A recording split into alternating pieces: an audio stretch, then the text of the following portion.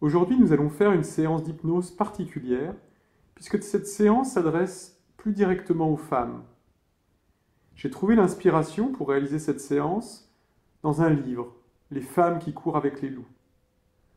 Ce livre nous apprend comment les femmes, pour retrouver la voie du bonheur, du bien-être et de l'épanouissement personnel, doivent se reconnecter avec leur moi sauvage. Cette histoire que je vais vous raconter à travers cette séance a exactement cet objectif. Permettre à toutes les femmes de renouer avec leur moi sauvage et retrouver le chemin de l'épanouissement. Si vous êtes un homme, vous pouvez également réaliser cette séance. Elle vous parlera différemment, mais elle activera en vous les mêmes ressorts. Je vous propose maintenant de fermer les yeux, de vous installer confortablement sur un fauteuil ou dans votre lit, équipé d'un casque pour profiter pleinement des bienfaits de cette séance. Et vous allez vous concentrer. Vous allez vous concentrer sur les sensations qui viennent de votre corps.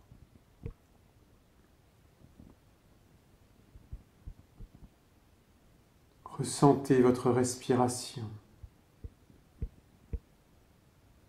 3 fois.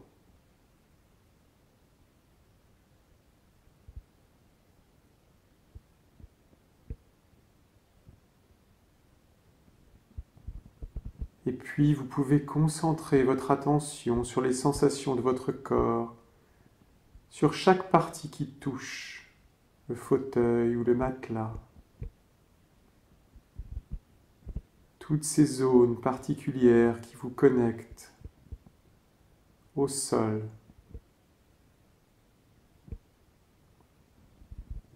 Et vous sentez votre corps qui devient de plus en plus lourd. Vous sentez votre corps qui se colle à ce matelas ou à ce fauteuil.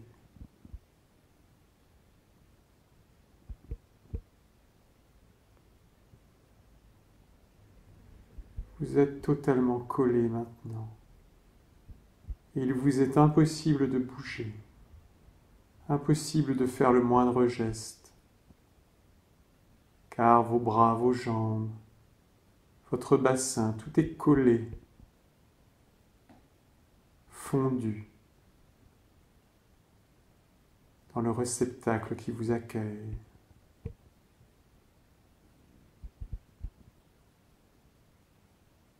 Et tout en concentrant votre attention sur ma voix, vous allez à nouveau vous concentrer sur votre respiration. Et à la 3e respiration, vous descendrez profondément en vous-même.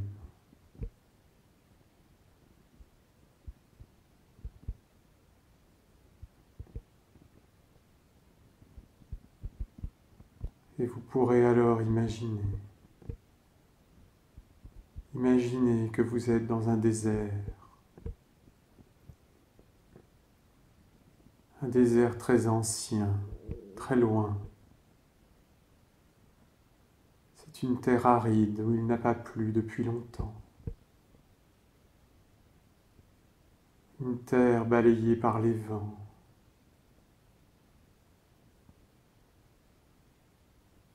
Où seulement quelques cactus se dressent.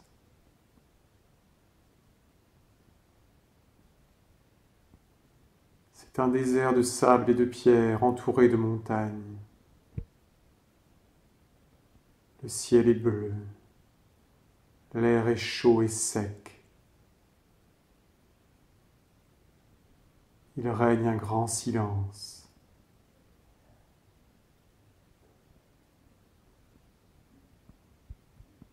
Vous marchez dans ce désert.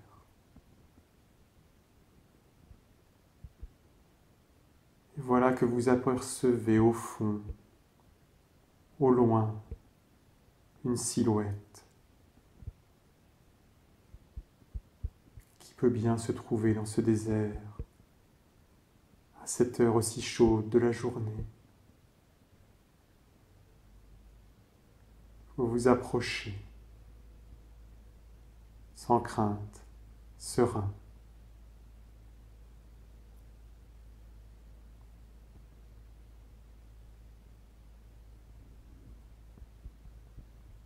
Il s'agit d'une vieille femme.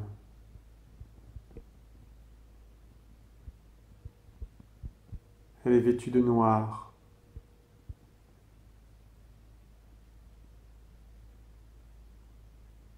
D'une toge déchirée. Elle a des longs cheveux hirsutes. Et la peau de son visage est recouverte de poussière.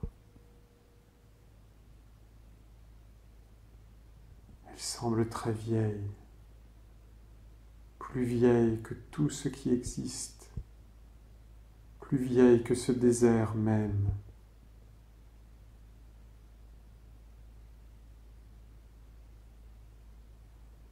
Elle s'affaire, scrutant le sol. Elle porte à son bras un sac.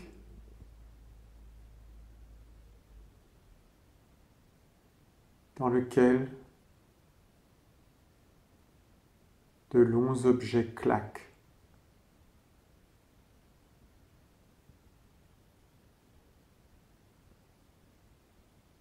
Vous allez lui demander, vous allez demander à cette vieille femme ce qu'elle fait.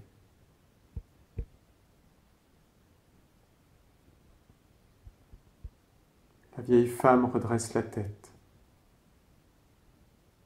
vous regarde de ses yeux, d'un bleu aussi profond que le ciel. Quand vous regardez dans ses yeux, vous avez le sentiment de plonger dans un espace infini. Il vous aspire presque.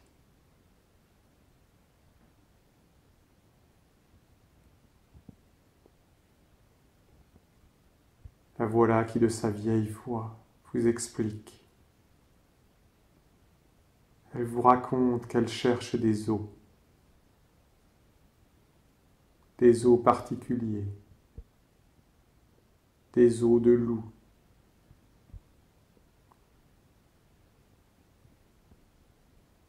Ce qu'elle transporte, ce sont les os qu'elle a déjà trouvés.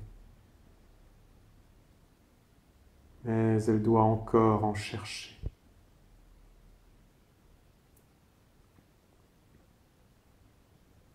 Vous décidez de l'aider, car vous avez bon cœur, et que vous sentez, car vous l'avez lu dans son regard, que quelque chose vous lie à cette vieille femme,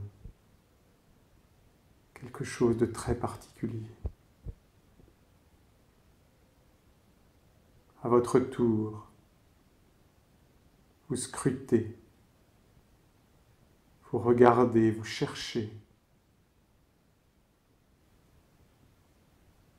laissant libre cours à votre intuition de femme, à votre intuition. Vos sens sont en éveil.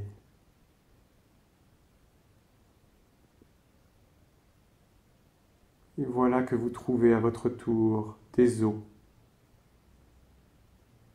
Ils sont là, blancs,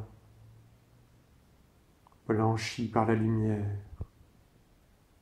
séchés par le soleil.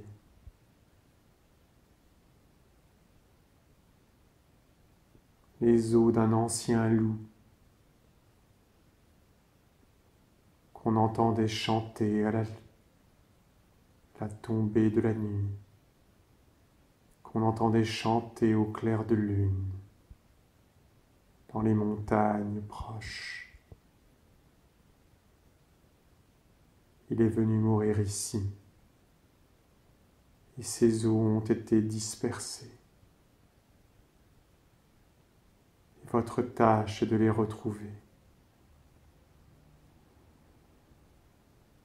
Vous les ramassez et les tendez à la vieille femme. Vous savez que ce sont les os qu'elle cherche.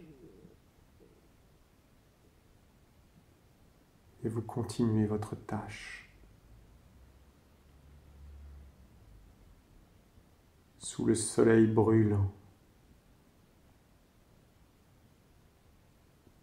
cette tâche est simple, guidée par votre instinct, guidée par une voix intérieure. Vous trouvez les os. Les os sont durs.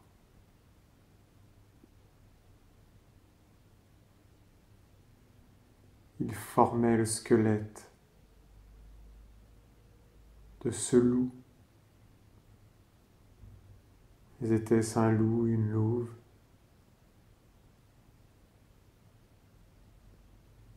Vous commencez à songer à son histoire. Vous commencez à songer au loup. Ou est-ce une louve? À sa vie sauvage.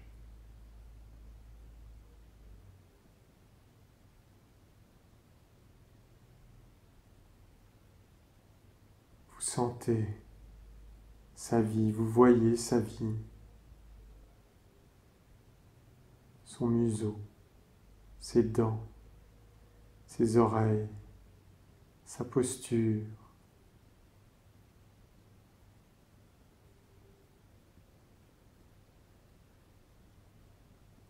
Il vivait là,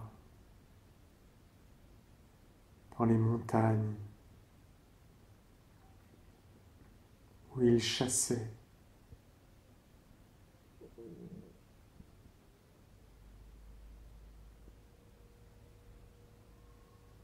Mais était-ce une louve? Vous vous sentez proche soudain de cet animal.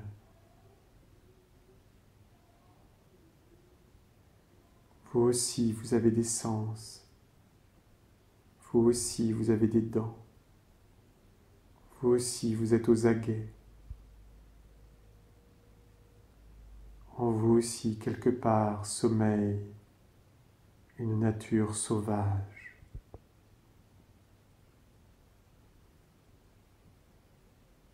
Ça y est, votre tâche est achevée. La vieille femme vous invite à la suivre. Alors vous la suivez. Vous la suivez dans le soleil, dans le vent chaud, dans le désert. Vous la suivez jusqu'à une grotte.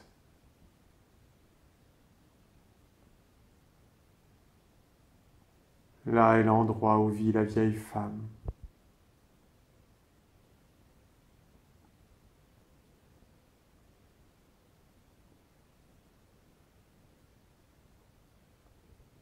Elle s'agenouille dans la grotte, sort les os du sac et les dispose.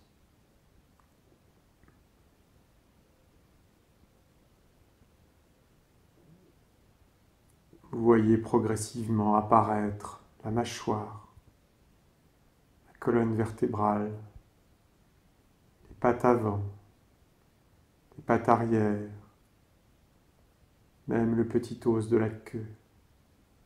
Il ne manque rien pour reformer le squelette de ce loup. Mais était-ce une louve?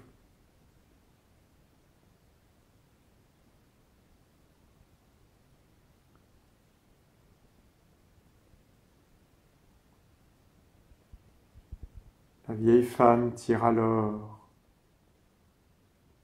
de son habit une flûte.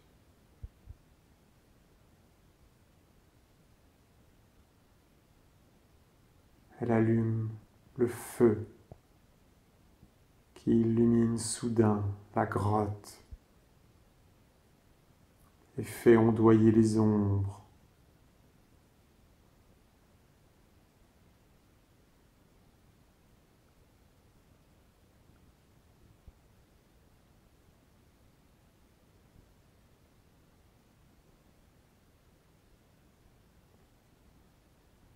Et voilà qu'elle joue de la flûte.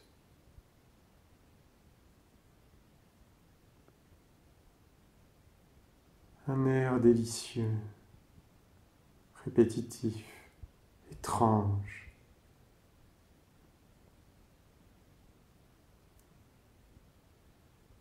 Un air qui a des pouvoirs.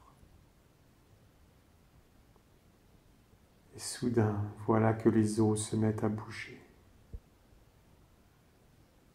Et voilà que de la chair se met à se reformer. Apparaissent les tendons, les muscles, comme si un métier à tisser, invisible, s'activait et reformait l'animal défunt.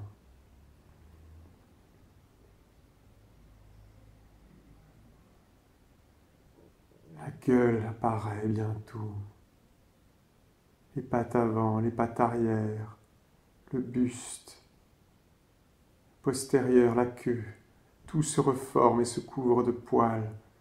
Et voilà que soudain le loup se lève.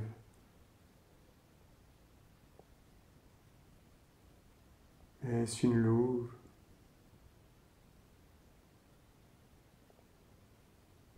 Le loup est vivant. Il se tient au milieu de la grotte. Les sens aux aguets. Il écoute, il regarde. Il voit le feu et la vieille femme. Il voit les ombres. Et il sent en lui la force de vie. Il sent en lui son instinct sauvage. Et soudain, il se lance dans la nuit.